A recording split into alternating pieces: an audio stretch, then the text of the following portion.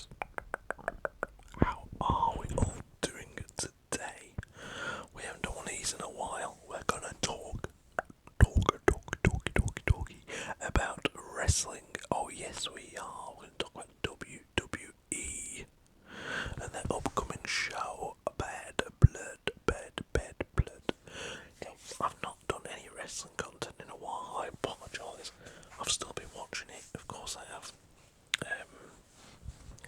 There's been no less up in that. I even watched AEW All In. Is that the first one, or is it All Out? The first one, the one that was at Wembley anyway. It's a good show. Watched that, enjoyed that. I haven't watched any other AEW since, because I find most of their stuff a bit, nonsensical. But like a big show like that, it was put on free on ITV4 on the Thursday, after charging 20 odd quid on the Sunday, so I was like, let's watch it for free. A few days later, stay away from the results, and there we go. But yeah, WWE are returning. They are bringing back a pay-per-view that hasn't been seen since, when was it now? I did see, before 2004 I believe. I think it's been 20 years since it was last done. I could be wrong. If I am, correct me in the comments. But there has only ever been 3 Bad Blood pay-per-views.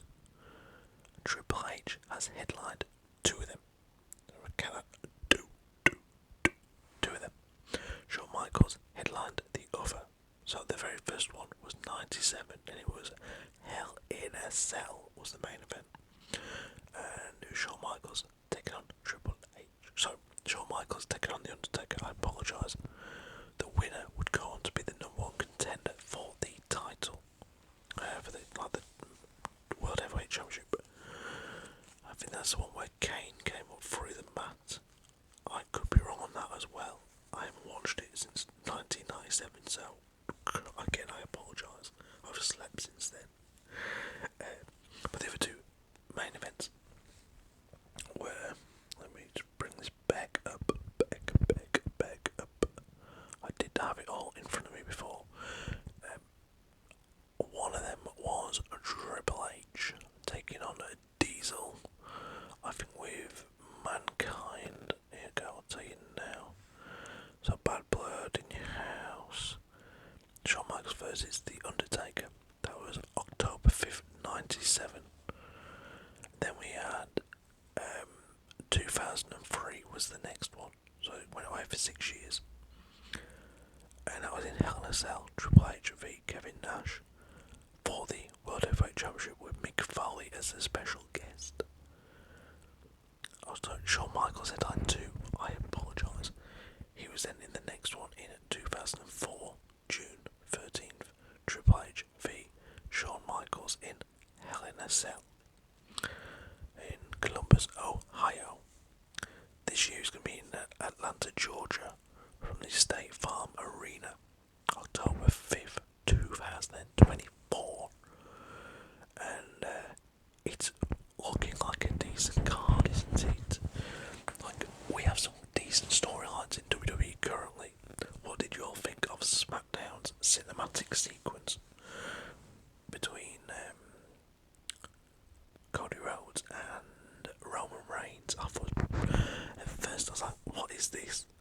You had all the music playing and the cars rolling in. I was like, I'm not feeling this at all. But then they actually got down to the dialogue. I was like, oh, I like it a lot. I was like, yes, this is good. This is good stuff. I think the kids call it these days cinema. I just call it a cinematic sequence or something. I guess I'll just lift up the camera a little bit.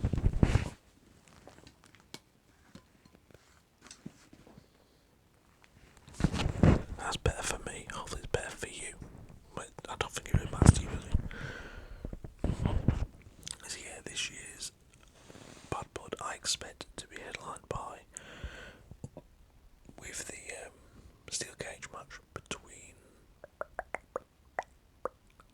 CM Punk and Drew McIntyre. Will be the third and probably the final match between the 2 of them, for the time being at least anyway.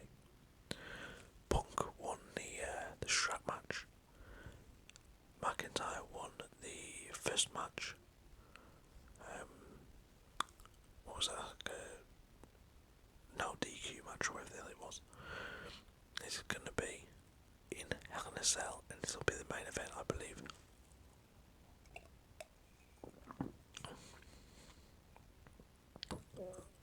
Personally, I would have CM Punk win, and I absolutely loved some of my best parts of this storyline have been McIntyre's reactions when he's been screwed.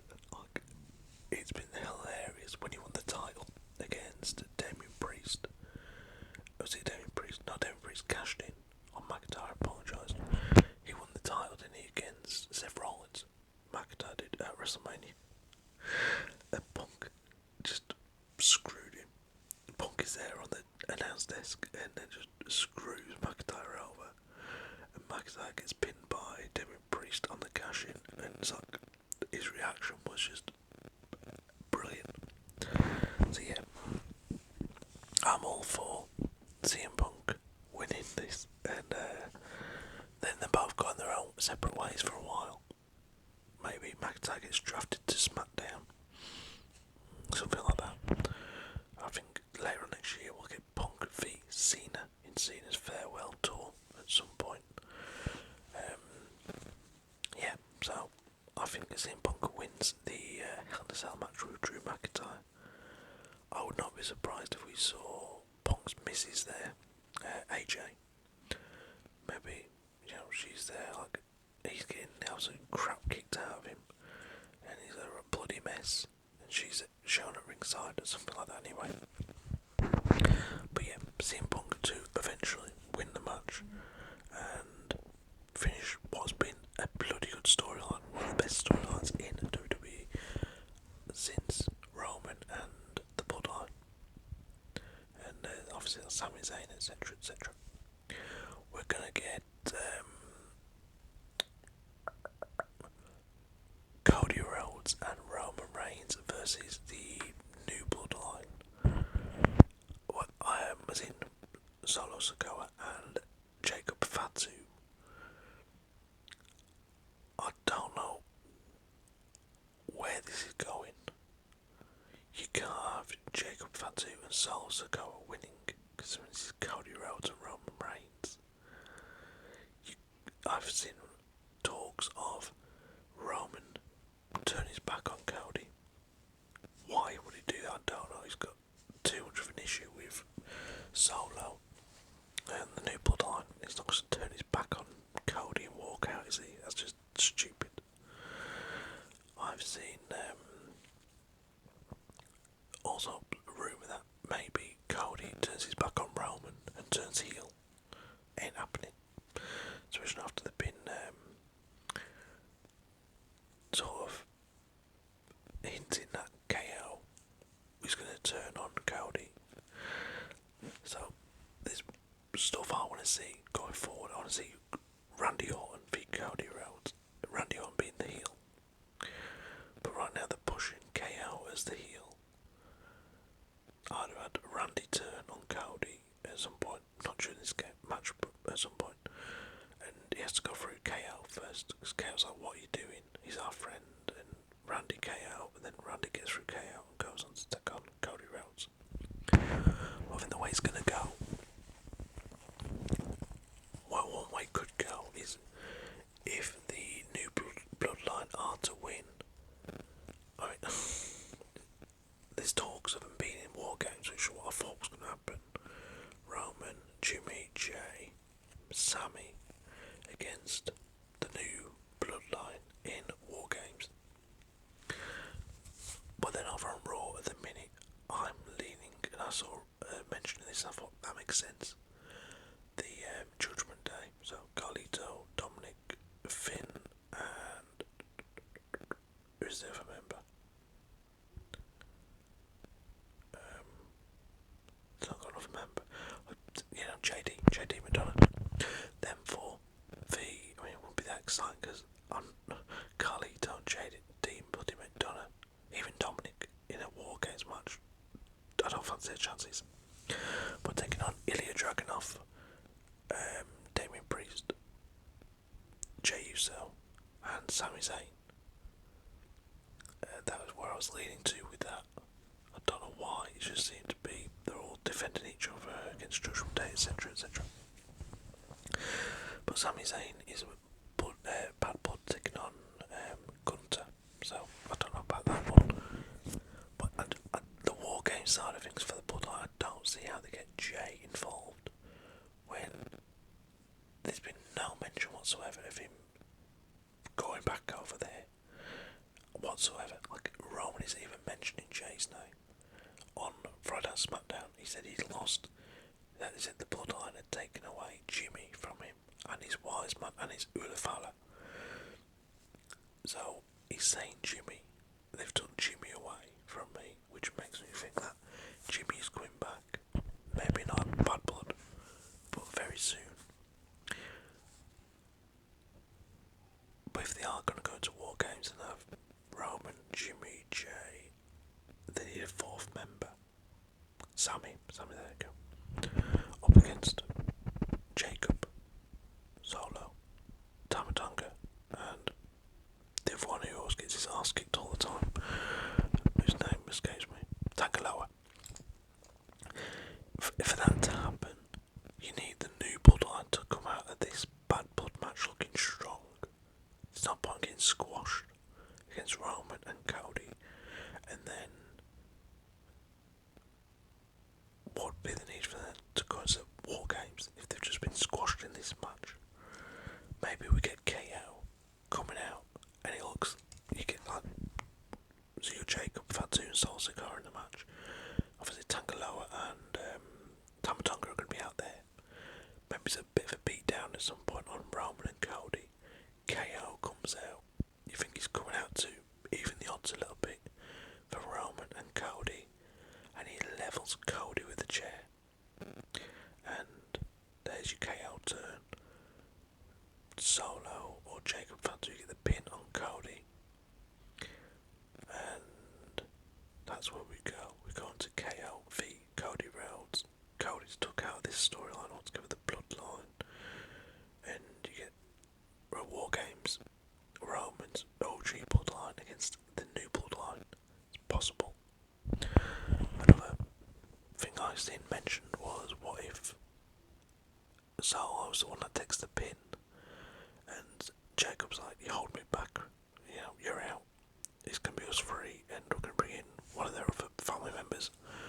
And Solo ends up going back to Roman, and I can't see that. After Roman saying that he took everything from him, I can't see Roman allowing Solo back into his OG Bloodline. But we're interested to see which way they go. I'm very interested to see how it plans out. We have Liv Morgan v Rhea Ripley. Now, I thought this was going to be in as a Hell in a Cell. I thought they might do 2 Hell in a Cells, but no, you only need 1. This is going to be a normal match by the looks of it. And I don't know if Rhea wins about the title here. I don't. I think maybe it'll drag on a bit longer. I mean, is it going to be like a big deal her winning the women's title again at Bad Blood? It could be, but I'm not sure it will be, so we'll have to wait and see. But my pick, Liv Morgan retains. I don't think she goes into another storyline. I think this storyline with Rhea just continues, and eventually Rhea gets it back. But I think, Liv Morgan retains, probably from interference from Dominic or some or other. Because he's not got a match, has he, at Bad Blood, so he'll probably be out there and he'll interfere and cost Rhea the match. Because don't forget, Damien's got a match, so no guarantee he'll be out there for Rhea. Nia Jax is taking on, I think it's Bayley and Naomi.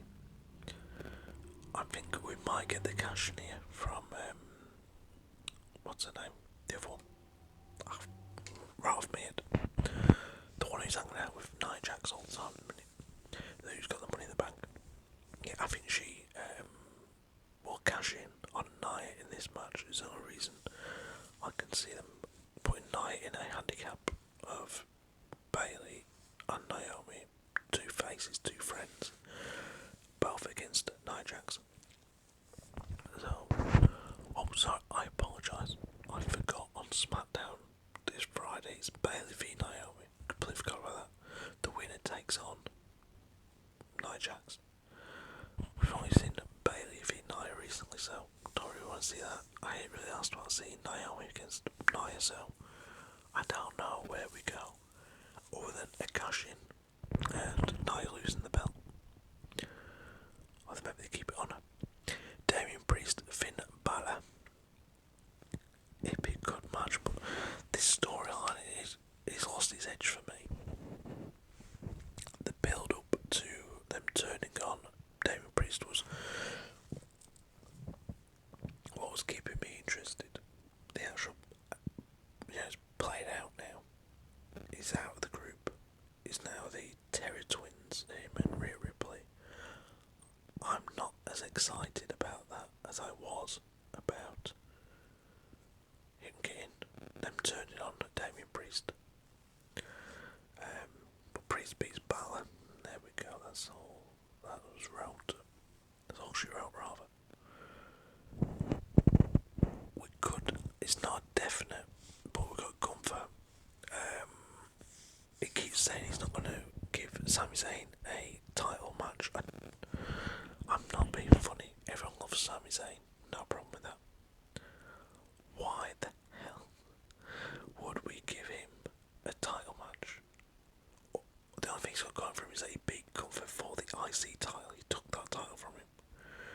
But then he went on to lose the IC title not long after to Braun Breaker.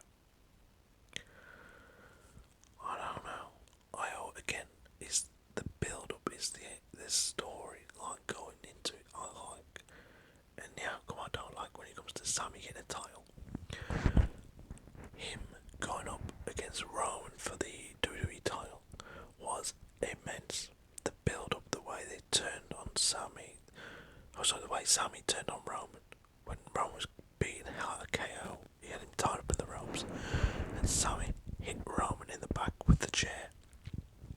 And it was like amazing, this jaw dropping sequence. It was like, wow, yes, Sami, come on. And then when we think he's going to win the title against Roman, it's like, oh my god, Sami's going to do it, he's going to do it, and then he didn't do it. That was good. That was how it was meant to be. When him and KO won the tag titles from the Usos, and the build up was like, can they do it? Can they get the titles from the Usos? Can they do the titles away from the Bloodline? Can Sami and KO finally do it? And they did it. It was a massive moment. Headline WrestleMania Night 1 last year, I think it was. But what was the payoff from that? They did nothing with him. Sami and KO, their title run was awful. Like, not even. No huge Sami Zayn fan could tell me they pulled it off well after they won them titles. It was crap. He goes through the struggle of beating Gunther. He goes through all that stuff with Chad Gable training him up, and then he gets the match with Gunther and he wins the title, and it should be a huge moment. He stopped the huge reign of Gunther with the IC title, and they didn't do anything with it. With Sami Zayn in the title, they didn't do anything at all. It was a really bad title reign, eventually ended by Braun Breaker, and already he's looked better, Braun Breaker, in my opinion, than Sami Zayn did with that title. And he's not really done anything with it either, Braun Breaker, and he's already looked better. I just really don't feel they do much with Sami once he gets the titles. So I don't believe for a second he's beating Gunther this time. He'll get the match. He's got to take on Ludwig Kaiser on Raw. If he beats him, I think he gets the title match. Where it happens at Bad Blood, I don't know.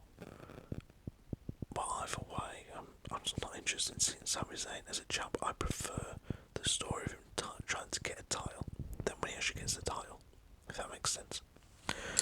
Anyway guys, I hope you enjoyed the video. Let me know your thoughts on Bad Blood, your predictions, etc, etc. and I'll see you again very soon. Thanks for watching. Bye bye.